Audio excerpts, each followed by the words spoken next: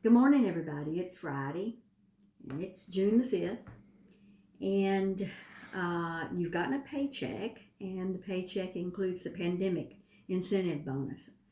I'm really happy that that was able to be accomplished, and I hope everybody really understands the great appreciation that we've had and that the board has had. They approved the policy, and that we really respect everything that folks have done and have been accomplishing over these last several months. But that's not the only thing I'm here to talk about. I honestly gave consideration to not doing this video. And the reason was because I wasn't really sure if I could, get through it.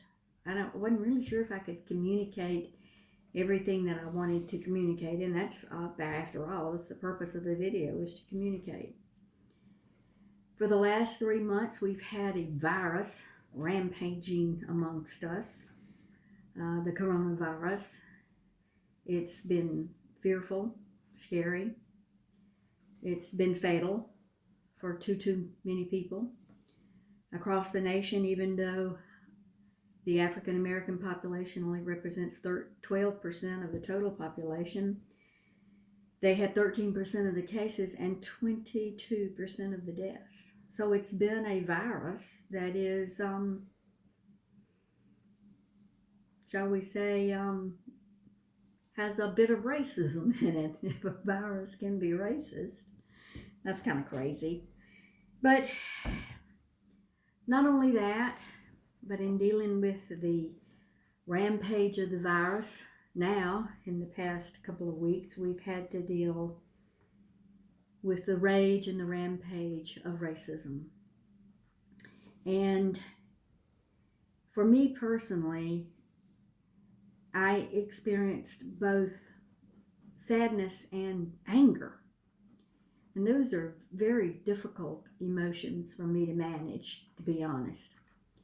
I'm sad beyond belief that this nation has gone for 400 years. 400 years.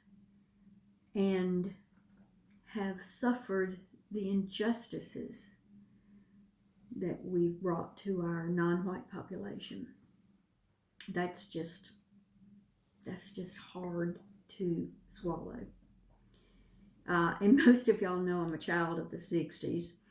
In 1968, when civil rights were a movement, I remember the black armbands. I remember the anger then that we had. I remember the confusion.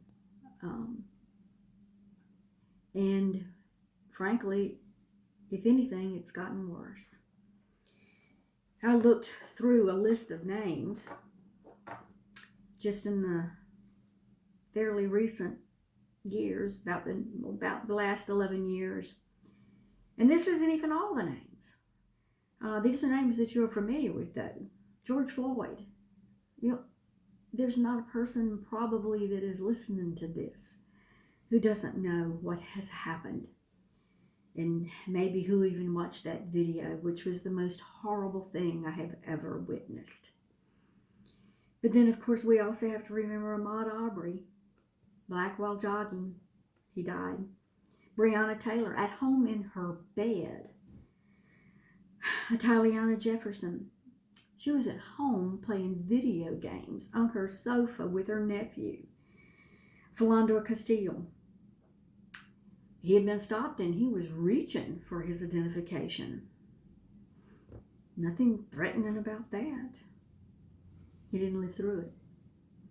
Eric Gardner, you all probably remember very well. Poor man just trying to get by, every now and then selling cigarettes on the sidewalk, thrown down. He couldn't breathe. Manuel Loggins. Manuel is a Marine, a person who fought for our country, fought for the freedoms in a car crash. The officers responding said he looked mean. Killed him in front of his daughters. I can go on and on. Ronald Madison, James Brissett, Amadon Diablo. You know, this has got to stop. But I was reading up, and a person whom I admire greatly, he is a Catholic priest, but he's done an awful lot of speaking engagements, especially with community health centers, said that, frankly, until white people, that's us, have enough of this and come out of our comfort zone. You saw the words that I quoted from Reverend Dr. Martin Luther King. Until we get uncomfortable enough with the status quo and the tranquility of our privileged lives, nothing's going to change. So I am both sad and angry today. And I'm wearing black. Thank you, Susan Hodge. Because this is such a time, the very movement of community health centers, the very foundation of who we are, came out of the civil rights movement. It came out of a struggle against social injustices that led to health disparities and mistreatments, and the list went on and on. The very foundation of who we are as a community health center came out of that movement. And indeed, the mission of Care South to improve health and well-being for everyone can't possibly be reached if we continue in an environment and a social system that slaps down and makes an overwhelming number of our friends and neighbors have to deal with this terrible, terrible rampage of racism. We cannot let this continue. So I decided to do the recording anyway. I told myself, you can do it. You can be mad and you can be sad at the same time. So I am. I'm mad and I'm sad at the same time. There's a lot of you who have said, well, what can we do? We're going to work on that. There are things that we can do. There's a lot of folks that are asking those same questions, whether you're white or brown or black or blue or purple or pink. We're asking the same questions, and we're gonna learn what we can do all together. Wearing black is a small token, a small gesture, but an important one, I think. And I wear that black today with pride and with appreciation to Susan Hodge in the pharmacy for having this idea and for giving us a way to voice, a way to speak out. But you know, when I said in my email, the very best way, the best weapon we have is a very simple one, but one which I'm afraid that we've become numb to. And we've reached a point often with saying, well, it just doesn't matter anymore. And you know what I'm talking about? I'm talking about voting. That is the most powerful weapon we have. Because these decisions, these policies, these people that are often locally elected are the ones who promulgate these attitudes and these social injustices. We have to vote them out. That is our job. Next week, you've got a chance to. I hope you're registered. I hope we have the biggest turnout that the PD has ever seen, and the state of South Carolina is rocked because we have a chance. We're electing some key things. In many of your counties, you are electing county sheriffs.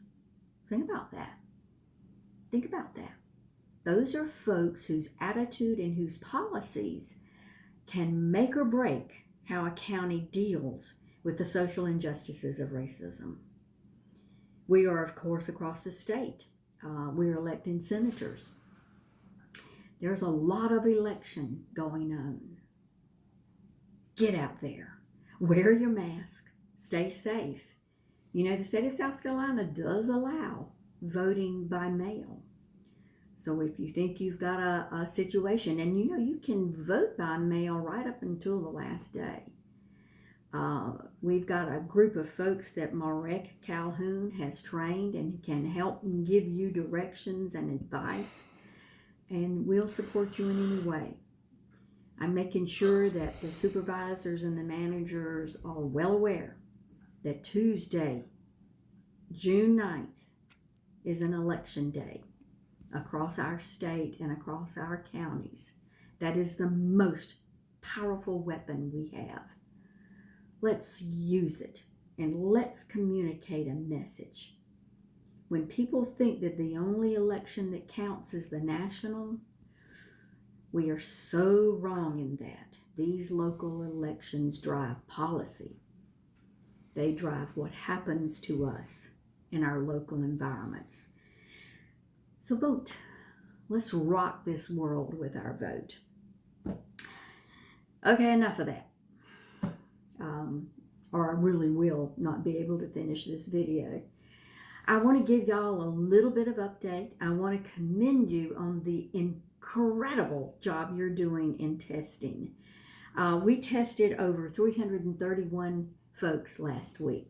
That is a lot of testing. And out of that, 31 came back with a positive test. So we're identifying folks that probably didn't know that they had the COVID virus. We've got to keep that up. Memorial Day has really ended up producing the spike that we all feared that it would. You are a well-oiled machine out there. You know how to do this, and you're doing a phenomenal job. Whether you're lab or nursing or front office, keep it up. We actually have folks from other FQHCs that want to come and visit and see how we do it, how well we do it, because lots of folks know that we've got the groove on with testing. So congratulations, and definitely keep it up.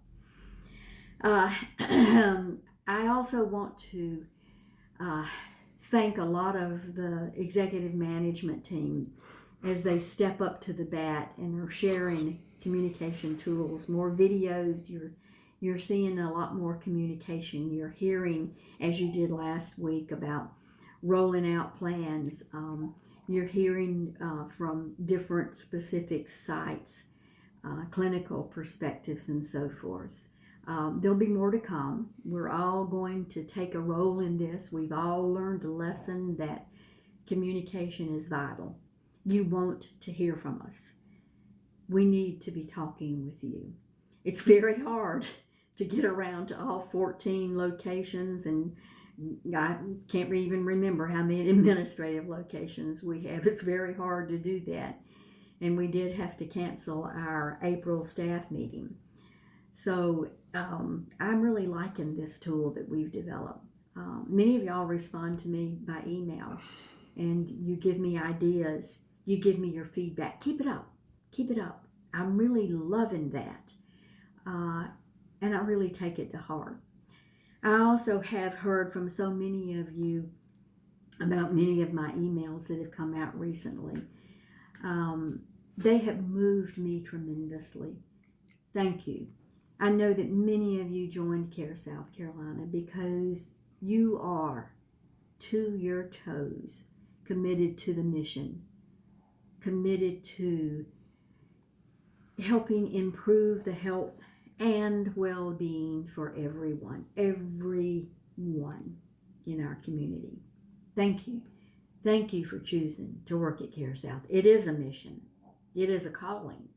That's why I've been here almost 40 years.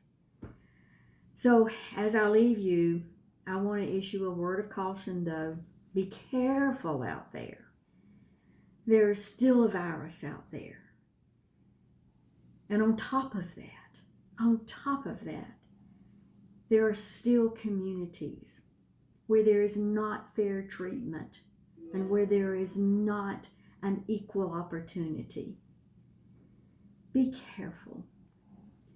I commit to being one who can listen. I can't ever appreciate the walk and the path that you've had as a non-white person. I can't ever.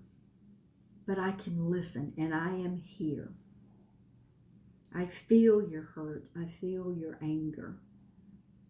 But only to thy limited extent. So know that I'm committed. Know that I will assure the commitment of CARE South Carolina. This is a real struggle. It is a perfect storm of a rampaging virus, as I've called it, and raging racism. But we are CARE South Carolina strong, and we can push through that perfect storm, and we will. Stay safe and be careful. It's good talking with y'all.